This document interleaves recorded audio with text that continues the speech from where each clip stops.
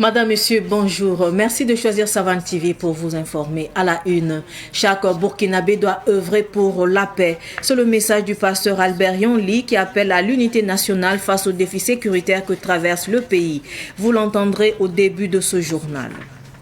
Dans ce journal également, nous vous emmenons faire la connaissance de El Hadj Salifou Traogo, l'homme qui plante les baobabs, un demi-siècle de dévouement à la reforestation qui a inspiré un documentaire primé au FESPACO 2025. Ce film salue ainsi l'impact de son œuvre sur l'environnement et la communauté. À suivre dans un instant. Comme je le disais tantôt, la situation sécuritaire que vit le Burkina Faso amène le pasteur Albert Yonli, président du Collège de dialogue et de médiation CDM du Goulmou, à interpeller l'ensemble de la communauté nationale. À la clôture du mois de prière et d'invocation pour la paix et la cohésion sociale le week-end écoulé, le pasteur Albert Yonli a lancé un appel à l'ensemble des Burkinabés pour qu'ils soient tous des artisans de paix. Il est au micro de Siblinon Kelsey. Si une maison brûle, quel appel on peut donner? Sinon que quiconque a un verre d'eau, qu'il l'apporte. Donc nous interpellons au nom de CDM que toute personne, homme, femme, quel que soit son rang, soit un artisan de la paix. Qu'il soit capable de taire l'esprit de vengeance. Parce que quand on veut se venger, on multiplie l'écoulement du sang. Quand on veut mépriser, on favorise la haine. Donc, notre appel est que chacun, à partir de la cellule familiale, entre monsieur et madame, entre les enfants, et à aller jusqu'au niveau du quartier, au niveau du village, de la ville, de la région et du pays, que chacun soit un artisan de paix. C'est l'appel que nous lançons à chacun, et c'était le sens que nous demandons à Dieu d'agir. Nous avons tous prié. Alors, acceptons que Dieu nous transforme en artisans de paix. Même si on a perdu quelqu'un qui nous est cher dans cette bavure, mais nous sommes en mesure de pardonner et que la paix commence par nous. Pour que quelqu'un d'autre ne pleure pas parce qu'on a versé le sang de son fils ou de sa femme ou de son mari. C'est notre appel comme ça. Direction le Bazéga, les Waïans de la commune de Kombisiri ont collecté du matériel de soins et de nettoyage au profit du serment de la localité. La remise du don a eu lieu le week-end dernier en présence de notre correspondant, Joël Perkouma. Ce don des Waïans au district sanitaire de Kombisiri est composé de plusieurs lots de matériel. Matériel de soins, de protection et surtout de nettoyage dont les agents de santé ont besoin pour leur travail quotidien. C'est un sentiment de joie qui nous anime ce matin. À travers ces dons, cela va contribuer vraiment à revaloriser la question d'assainissement au niveau du serment de Kombisiri ici. Ce n'est pas courant de recevoir des dons de cette ampleur-là. Donc nous ne pouvons que dire merci à la coordination nationale, provinciale ou communale pour avoir pensé à nous ce matin, car ce don viendrait tant soit peu soulager les personnels soignants ainsi que les patients. Tout ce matériel a été mobilisé par la coordination de la veille citoyenne communale de Kombisiri. Nous avons été touchés par la situation dans les centres de santé suite à l'appel du président-capitaine Ibrahim Traoré, le président du FASO, chef de l'État, pour que chaque citoyen puisse montrer son patriotisme envers son prochain. Donc nous avons jugé intéressant d'appeler à l'aide à nos grands frères, à nos papas et mamans qui sont dans la commune là, pour que main dans la main nous puissions venir témoigner notre solidarité aux yeux du monde, pour que enfin les malades puissent avoir et mériter d'une meilleure qualité de traitement. Plusieurs personnes physiques et morales ont contribué à la mobilisation de tout ce matériel. Il faut que les fils et les filles donnent la main pour que justement ensemble nous puissions booster tout ce qui est mot qui mine justement cette commune-là, que nous puissions donner la main afin que nous puissions pouvoir vivre ensemble, qui dégage aussi de la cohésion sociale et la paix. Donc, tous ceux qui peuvent, en tout cas en fonction de leur disponibilité, leurs moyens, voir comment on peut aider ces gens d'initiatives-là pour le bien-être de tout le monde. Cette cérémonie s'est déroulée dans une ambiance patriotique. Pour les organisateurs, ce geste est une réponse à l'appel du président du Faso, le capitaine Ibrahim Traoré, à créer les conditions de la souveraineté dans tous les domaines. Je vous le disais également en titre, El Hadj Salifou Ouedraogo se consacre à la plantation de baobab dans la province des Banwa depuis plus de 50 ans. Son engagement a inspiré le réalisateur burkinabé Michel Zongo qui lui a consacré le documentaire L'homme qui plante les baobabs qui a remporté 4 prix spéciaux au FESPACO 2025. Cynthia Zungrana est allée à sa rencontre. Installé dans les Banwa, dans la boucle du Mouhoun, ce fils de Titao, dans la province du Lorum, région du Nord, El Hadj Salifou Ouedraogo, puisque c'est de lui qu'il s'agit, a réalisé l'inédit par la plantation de baobab. Il a consacré 50 ans à la mise en terre et à l'entretien de 35 000 pieds de baobab sur un espace de près de 100 hectares. Des journalistes comme David de Maison-Nébier en ont parlé dans le passé, mais il faut attendre le documentaire du réalisateur Michel Zongo et surtout le 29e FESPACO pour découvrir en grandeur nature la vaste étendue de baobab. El Hadj Salifou Ouedraogo, ou encore l'homme qui plante les baobabs, exprime sa reconnaissance au réalisateur qui a engrangé 4 prix spéciaux au FESPACO 2025. Je suis très content ceux qui sont venus voir mon travail pour le révéler au monde entier ont fait preuve de bonne foi et d'honnêteté. Ma joie est tellement immense parce que s'ils ne l'avaient pas fait, je ne pense pas que de toute ma vie j'aurais eu l'honneur que j'ai eu aujourd'hui, mais avec ce qu'ils ont fait pour me révéler au public, je suis vraiment content. Autrefois, dans la culture des mangues, El Hadj Salifou Ouedraogo s'est tourné vers la plantation des baobabs après un essai avec 2 plants de baobab pour la consommation familiale. Avant, ce sont les manguiers que je plantais. Depuis Titao, je plantais les manguiers. Après cela, j'ai constaté que les baobabs qui étaient dans cette zone mouraient. À cause du manque d'eau, les grands baobabs qui y étaient mouraient. Arrivé à Solenzo, j'ai constaté qu'il n'y avait même pas de baobab.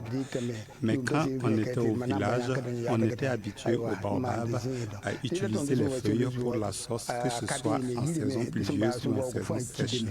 Que ce soit des feuilles de baobab fraîches ou sèches, on n'en manquait pas. Et comme il n'y avait pas à Solenzo, je suis rentré dans la brousse pour chercher des racines de baobab qui peuvent être plantées. Dans mes recherches, j'ai réussi à avoir 2 racines que j'ai replantées et j'ai commencé à arroser quelque temps. Après ça, a commencé à pousser. J'ai donc su que l'environnement était favorable. C'est depuis ce moment que je me suis lancé dans la plantation des baobabs. J'ai demandé aux voyageurs de m'apporter des plants de baobab. Donc ils me rapportaient à chaque fois qu'ils en trouvaient et je plantais. C'est ce que j'ai fait pour obtenir aujourd'hui ce champ de baobab. Par rapport à certains mythes, selon lequel planter un baobab précipite la mort, El Hadj Salifou Ouedraogo reste de marbre. Je dis toujours que les baobabs que je plante vont vivre. Je n'ai pas connu mon grand-père, il est mort, mais il n'a jamais planté de baobab. Mon père, lui, je l'ai connu. Il est mort, mais lui aussi n'a jamais planté de baobab. Donc moi qui plante les baobabs, et vu qu'ils ne meurent pas, je vais vivre avec mes baobabs. S'ils grandissent, même si moi je meurs, j'aurai laissé un héritage qui ne meurt jamais. Bien que ce champ de baobab lui rapporte beaucoup plus aujourd'hui que son champ de manguier d'autrefois, El Hadj Salifou Ouedraogo dit rencontrer des difficultés liées au manque d'eau. Il lance donc un appel aux bonnes volontés.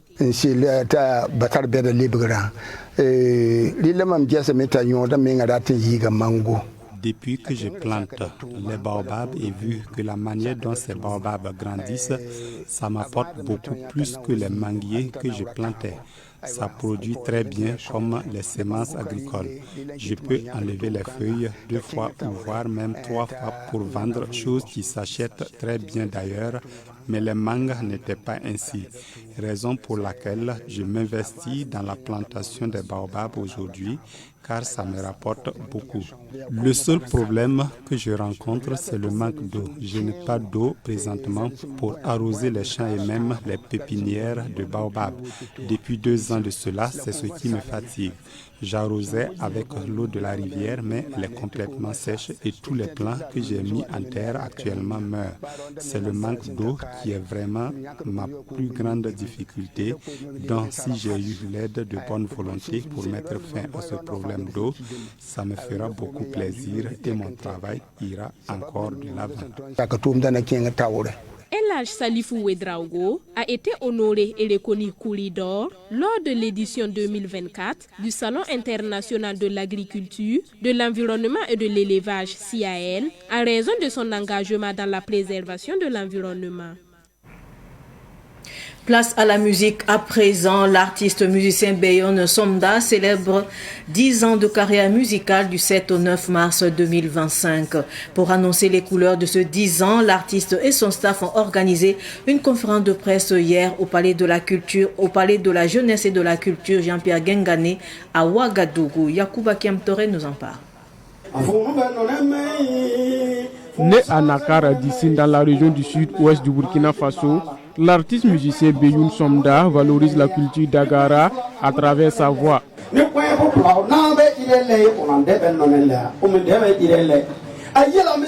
est auteur de 5 albums et chante en langue d'Agara pour la cohésion sociale, la paix et le vivre ensemble.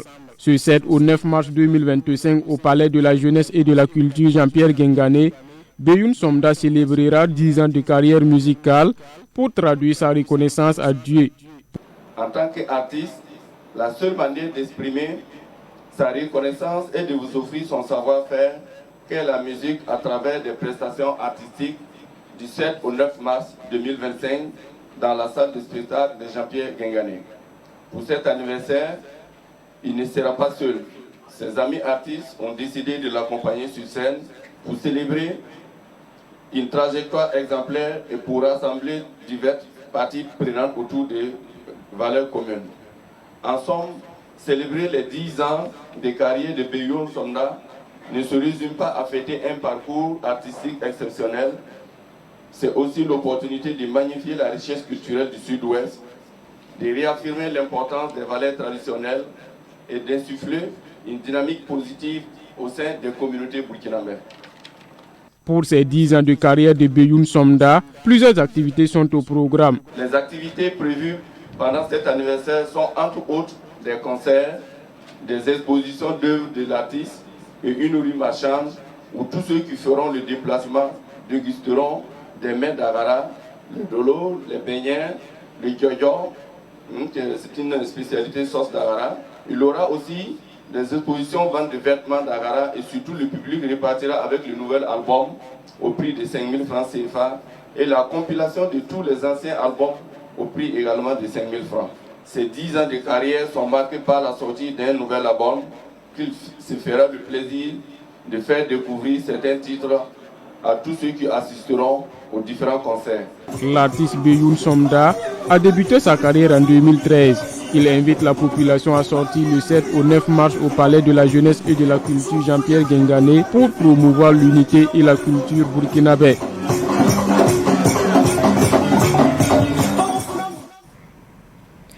Hors de nos frontières à présent, le parquet suisse a requis hier 20 mois de prison avec sursis contre Michel Platini et Sepp Blatter, rejugés pour un paiement suspect 3 ans après leur acquittement en première instance. Michel Platini et Sepp Blatter sont accusés d'escroquerie, de gestion déloyale, d'abus de confiance et de faux dans les titres.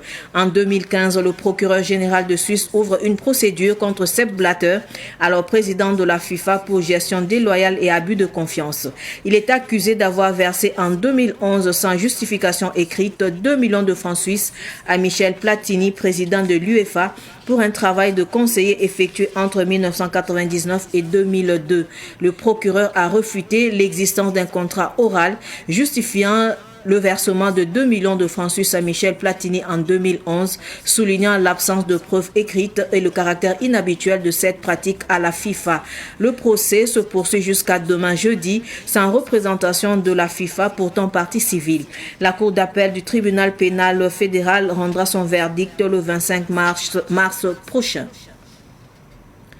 Actualité sportive avant de clore ce journal. La finale de la deuxième édition de la Coupe de football dénommée Nabacom 1 de Saongo dans la commune de Tanguin-Dassouri s'est jouée le dimanche dernier sur le terrain de Saongo. Elle a opposé Sidoya FC de Saongo à Hirondelle de Boulsin. Shérif Boukari Dianda, reportage.